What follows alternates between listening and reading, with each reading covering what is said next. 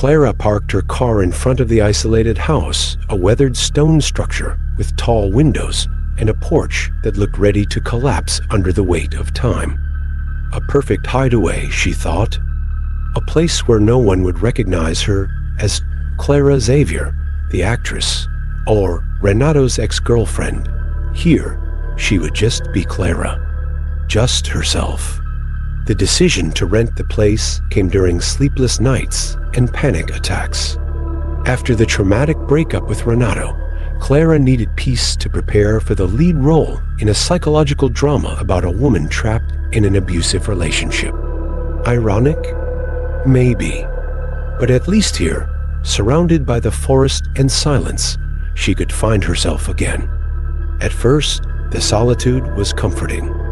She spent her days exploring the house, reading scripts, and watching the wind sway the tree branches. At night, the silence felt exaggerated, almost oppressive, but Clara told herself it was just a matter of getting used to it. Then, on the third night, the phone rang. The screen read, "Unknown number." Hesitant, Clara answered. "Do you think you can hide from me?" The voice was low, familiar.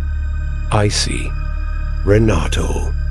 She hung up immediately, her heart racing. This couldn't be real. He couldn't possibly know where she was. Not after all the effort she'd made to disappear.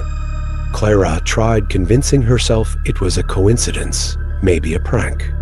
But when she went to the kitchen to get a glass of water, she saw something that made her hands shake so badly, she dropped the glass, shattering it on the floor. A photo. A photo of her, taken through the living room window that very night.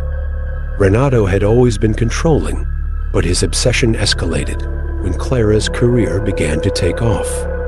He would say no one would ever love her the way he did. His words were sweet, like poison, but his eyes. Renato's eyes were empty, a mask hiding something deeply wrong. Back in the present, Clara locked every door and window, checking each one twice. She called the police, but the response was the same as always, without concrete evidence. "Ma'am, there's nothing we can do." Over the following days, small events chipped away at Clara's sanity. Objects were moved. Lights flickered. She found footprints in the dirt around the house, big and fresh. And at night, there was always the same feeling. She was being watched. Renato didn't need to show up. He knew how Clara thought. He knew her fears. And he used them. One particularly dark night, Clara woke up to the sound of footsteps on the porch. She grabbed a knife from the kitchen, trying to steady her breathing. The wood creaked. Someone was outside. "Renato," she shouted, trying to sound braver than she felt. "I know it's you. Leave now, or I'll call the police." Silence. Then the doorknob began to turn slowly. Clara ran to the bedroom, locking the door behind her. She grabbed her phone, but the battery was dead, even though it had been charging when she went to sleep.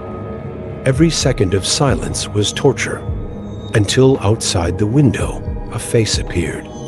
Renato's smile was the most terrifying thing she'd ever seen. It wasn't human. It was hollow, an expression stripped of any soul, leaving only obsession. He pressed a hand against the glass, his eyes locked on hers. That night, Clara decided she wouldn't be a victim anymore.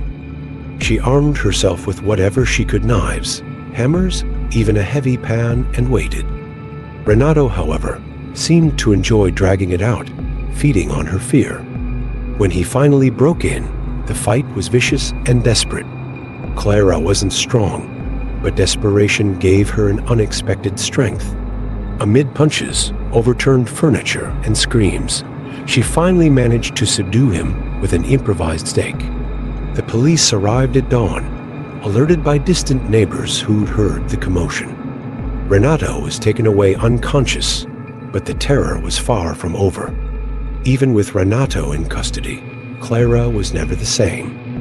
She moved to a bigger city with busy streets and cameras on every corner. But at night, when silence crept in, she always felt he was there. It wasn't paranoia. It wasn't madness. It was the very real fear of knowing the monster doesn't need a body to exist. It already lives inside us in memories, in traumas, in the darkness that never truly fades.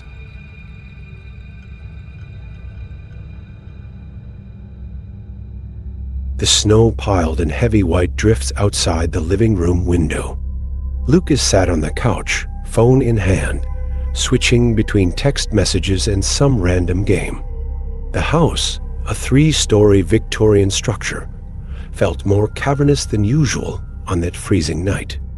The red brick walls, which often seemed warm and inviting, now felt cold, oppressive.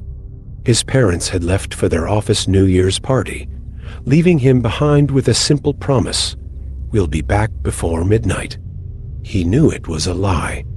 He'd overheard his mom's excited voice on the phone, already planning to stay out until the early hours with her friends.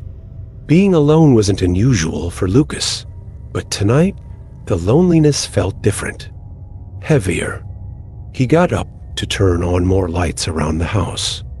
The crackling of the old fireplace in the living room was the only thing breaking the silence, but he could still hear the wind outside, howling and rattling the windows.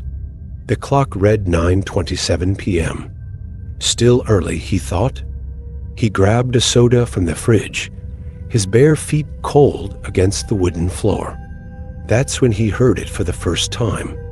A faint dragging sound, distant, almost imperceptible. He froze, the fridge door still open. The wind, he muttered to himself. But the sound didn't feel like wind. It was more solid, deliberate, like something heavy being moved across the wood. Lucas's stomach tightened. He tried to brush it off and went back to the couch, turning on the TV. The noise of the show drowned out the unsettling sound that seemed to be coming from upstairs. 10 minutes passed. The noise came back, louder this time, dragging, rhythmic, closer. Lucas paused the TV, sitting still, straining to listen. Maybe it's a big rat, he thought. Or maybe a window he'd forgotten to latch, now banging in the wind. But part of him rejected those explanations. It wasn't the kind of noise a window would make. He typed quickly on his phone.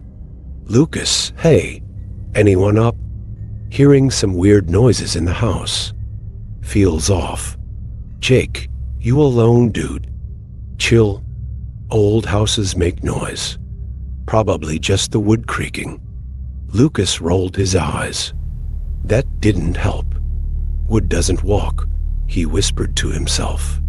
The sound came again, this time closer, from the upstairs hallway. Lucas froze, the phone still in his hand. Instinctively, he looked toward the staircase leading to the bedrooms. A long hallway with 5 doors. What had always been a safe haven now felt like the setting for a nightmare. He took a deep breath, trying to steady himself. Just check the windows, he decided. Grabbing a flashlight from the kitchen, he moved carefully up the stairs, each step creaking under his weight. He climbed slowly, trying not to make a sound, as if the noise could betray him. The air upstairs felt colder. He checked the first door, his parents' room. Locked as usual. Next was the bathroom. Nothing. The sound came again. This time, it was unmistakable. The dragging was coming from the last room at the end of the hall, the old office they now used for storage. Lucas stopped, his heart pounding. "There's no one here. There's no one here," he repeated in his head, but his hand was already reaching for the doorknob. He turned it slowly, hearing the soft click. The door creaked as it opened, revealing a cluttered room filled with boxes and old furniture. He swept the space with his flashlight. Everything was still in place. Nothing seemed out of the ordinary. until he saw it.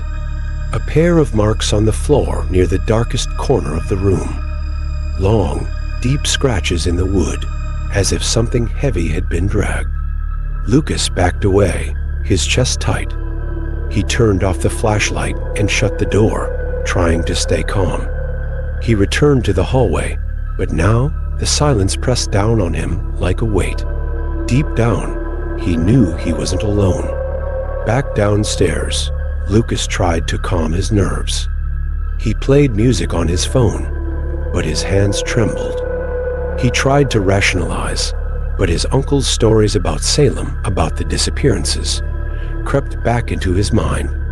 The man with the white beard, a figure always mentioned in the town's legends, supposedly seen lingering near houses on snowy nights, slipping inside while families slept. Lucas shook his head, laughing nervously. Ridiculous, then he saw it. A movement reflected in the window, a shadow at the top of the stairs. He spun around, but there was nothing, just the empty hallway. A sharp chill filled the living room. Lucas stood slowly, his heart racing.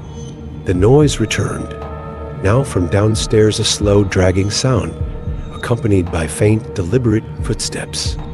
He began to realize the sounds weren't random. They were calculated, intentional, and they were getting closer. Lucas grabbed a knife from the kitchen, his hands shaking. He didn't know what to expect, but knew he needed to protect himself. He returned to the living room and locked the door to the hallway. Then he heard it, a low, rasping laugh. Lucas swallowed hard, pressing his back against the wall. "Who's there?" he shouted. Silence answered him, but the footsteps upstairs continued. Louder, closer. Lucas's breath came in short gasps, and the walls seemed to close in on him. Too late, he realized the danger wasn't just outside the room, but also within his own mind, where fear and reality blurred into something indistinguishable. The noise stopped, and then a faint, almost gentle voice broke the silence. "You're in my house." Those words echoed in his mind with a terrifying weight. Something inside him broke, as if he had just heard a warning that everything he knew was falling apart. Lucas spun around abruptly, scanning the room. There was no one there, just the old furniture, the darkened TV, and the crackling fireplace, which now felt more distant, like a fading echo. But the footsteps, they were there, now behind him. Light, almost imperceptible. A dragging sound across the wooden floor. It was as if something or someone was slowly approaching. He felt a cold breath on the back of his neck, an icy presence wrapping around him, encircling him. "Who are you?" he shouted, his voice faltering, yet his need for an answer overpowered him. The words escaped his mouth almost involuntarily, like a final shred of courage. The sound stopped, but the presence lingered. With each step Lucas took toward the door, the pressure in the room seemed to grow. The house felt as though it were closing in on him, squeezing him from the inside out. He could no longer tell what was real and what was the product of his desperate mind. Then the darkness on the staircase moved. It wasn't an ordinary shadow. It was a shape, tall and distorted, vaguely human, but with blurred, warped edges, as though the light itself was being consumed by it. Lucas took a step back, the knife trembling in his hand. Fear overwhelmed him, locking his body in place, freezing him as he stared at the shadowy figure advancing toward him. "You can't run." The voice whispered again, closer now, as though it was emanating from the very walls of the house. He didn't think. He just ran. He bolted up the stairs, his bare feet scraping against the wooden steps. The hallway light flickered, threatening to go out entirely. At the top, he looked both ways. The hallway seemed longer than ever, its doors closed like gaping mouths ready to swallow anything that came too close. The sound of footsteps behind him grew louder. It was the sound of something dragging itself, heavy and relentless, following him. He grabbed the doorknob to his parents' bedroom, burst inside, and locked the door behind him. His heart was pounding so hard, it felt as if the blood was reverberating off the walls. The house was silent again, but the tension was suffocating. The wind howled outside, and the fire in the fireplace downstairs crackled faintly, trying to hold on to its warmth. But Lucas knew he wasn't alone anymore. He could feel the creature's eyes or whatever it had watching him from somewhere. He crouched behind a chair, gripping the knife tightly, his body tense. Time seemed to stretch, each second longer than the last. The silence was so deep, he could hear his own breathing, heavy and uneven. Then the bedroom door creaked open with an awful groan. The shadow of the distorted figure stood in the doorway, its shape hovering just inside the room. The edges of its form grew more defined. It was human, but at the same time, something far beyond that. Its head was disproportionately large, its body hunched unnaturally, and its eyes were voids pitch black holes, bottomless and consuming. "You shouldn't be here," the voice whispered, but now with a terrible force behind it. Lucas felt a wave of terror crash over him. The creature began to move closer, its legs bent as if it were crawling toward him. With every step, the air around Lucas grew heavier, more unbearable. In a burst of desperation, Lucas threw the knife at the creature. The blade flew straight, but vanished into the darkness surrounding it. The creature paused for a moment, as though savoring Lucas's fear. You can never leave," it said, its voice dripping with cruel satisfaction. Lucas's thoughts ceased. He lunged toward the window, shoving the blinds aside. The glass shattered with a deafening crack, snow spilling into the room immediately. He didn't know what drove him, but the urgency to escape overpowered everything else. He hurled himself through the broken window, landing in the snow-covered yard below. The pain from the impact was dulled by the shock of the freezing air. Outside, he ran without looking back, the sound of the creature's footsteps following him faster now, closer. He had nowhere to go, but the will to survive kept him moving. When he reached the street, the creature suddenly vanished. There were no more sounds. The fear began to lift, but a strange sensation washed over him. He wasn't free. He knew that even though he had escaped, the creature's presence would follow him, waiting. Always. The rest of the night blurred into a haze of running and screaming, but when the morning came, Lucas was alone. He knew he would never find peace again. He knew the house, the shadows, and the creature were waiting, and that the true fight had only just begun. And deep down, he felt that maybe he had never really left at all.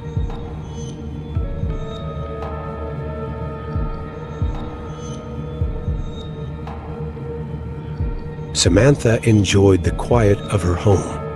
Solitude had become a loyal companion, a refuge after exhausting days at the office. Her suburban house was a sanctuary, with tall windows and heavy curtains that shut out the outside world. That Thursday evening, twilight arrived with the promise of another peaceful night, a time to sink into the couch and lose herself in her thoughts while the television filled the room with soft murmurs. She set the kettle on the stove and gazed out the kitchen window. The sky was painted in shades of orange and purple, and a gentle breeze swayed the trees in the backyard. Everything seemed at peace, but the silence was broken by a noise. A faint sound coming from the back door. It must be the wind, she thought. It had to be. Still, the idea of checking the door nagged at her, even though she knew nothing would be there. Samantha had always trusted her intuition, and at that moment, something felt off. Across the street, Jack watched. Hidden in the shadows of a tree, his eyes were fixed on the house. He knew Samantha.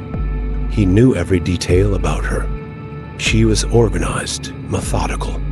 He knew she locked the back door at precisely p.m. He knew she liked black tea and that the kettle would whistle in exactly 2 minutes. Jack's obsession had begun months ago, after he lost his job. The memory of Samantha smiling politely in the hallway, kindly declining his offer for coffee, consumed him. Now, she was a symbol of what he had lost, a life he could never have. As Samantha stirred the kettle, Jack moved. Just one step. Just enough to make a dry leaf crunch beneath his foot. In the kitchen, Samantha froze. She looked out the window again, but saw nothing. A chill ran up her spine, an unbearable cold unease. The night pressed on, but the uneasiness didn't fade. Samantha felt the familiar sensation of being watched. She tried to brush it off, convincing herself it was just exhaustion. But when she looked out the living room window, she thought she saw something or someone moving in the shadows across the street. She closed the curtains, took a deep breath. There's no one out there, she told herself. And even if there was, her door was locked. But the sound came again, a scratching noise like nails dragging across wood. She grabbed her phone but hesitated to call the police. They'd think she was paranoid. What if it was nothing? What if it was just the wind again? While she tried to calm her mind, Jack inched closer, step by step. He wasn't in a hurry. Samantha couldn't take the tension any longer. She decided she had to check. Grabbing a heavy lamp as an improvised weapon, she walked to the back door. Her footsteps echoed in the quiet kitchen, each sound amplified by her fear. She turned the key slowly, feeling the weight of the silence around her. The door creaked open, revealing the empty backyard. A cold breeze tousled her hair, and she exhaled deeply, trying to steady her nerves. "It's just my imagination," she murmured, closing the door again. But Jack was closer now, close enough to hear her shaky breaths. The tension peaked when Samantha, passing through the living room, saw a shadow in the window. A dark figure, still and unmoving, just outside. She choked on her scream, stumbling back from the window. "Who's there?" She called out, her voice trembling. Jack didn't answer. He wanted to prolong the game. When Samantha finally mustered the courage to open the front door, holding the lamp as if it were a real weapon, no one was there. Just the night, dark and silent. But then she saw it. On the sidewalk, a message scrawled in chalk. "I'm here." Jack waited for the right moment. He knew the fear had worn her down, that her mind was fraying. When he finally broke into the house, Samantha wasn't ready. Her scream echoed into the night, but no one came to help. The surrounding houses were dark, and the suburb felt like a concrete graveyard. By morning, neighbors found the front door ajar. There was no sign of Samantha, just a cup of tea still warm on the kitchen counter. Jack watched from a distance, a sick smile on his face. He had won, but the emptiness in his chest remained. Samantha was gone, but he knew she was still with him. In the shadows, in the echoes. On the window glass, a handprint remained, a chilling reminder that sometimes true terror doesn't come from the supernatural, but from human obsession.